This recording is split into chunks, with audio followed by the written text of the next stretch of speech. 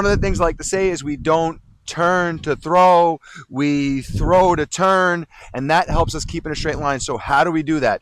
So what I want you all to realize is, number one, we have to screw our leg into the ground. Now this is not easy, especially for young athletes, but if you watch, even when I get set up in my stretch, all I'm doing is I'm twisting around that leg from the ground up.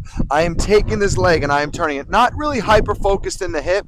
The hip's going to turn, but more as a result in the leg. The hip's going to come into play though right here. So what we do is we could start open like this, where the middle of your foot lines up to your heel, almost like making a T, and you're going to use your planted leg to swing you around, and then this foot will land stop.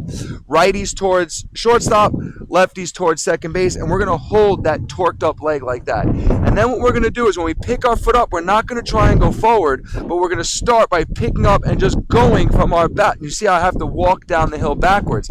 That is our forward movement. Look at where I'm going. You right now with me are in a direct line towards home plate. I wind my leg up and I come in a straight line straight towards home or straight towards you. So we're going to do this a couple times because this is uncomfortable and it's almost the feeling of falling, but we have to be able to push out our butt, angle forward, and move backwards. And then after we do that a couple times, we're going to really start to drive into it and feel how we're creating our straight line from this back hip, this hip back here. That's our straight line working in towards the home plate and towards the batter.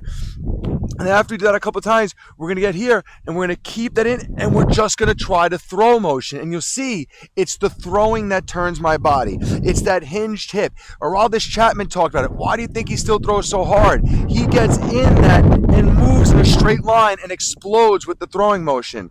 So if you're getting round, it's because you're not going forward this way. You're going forward and letting your body turn. And now you're trying to find the strike zone in this direction, which is more east and west, versus in a straight line, which is in this direction, which is more north and south.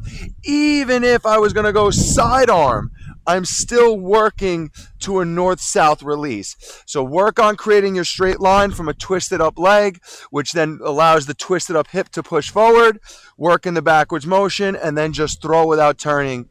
Figure this movement out, and you will be a strike thrower.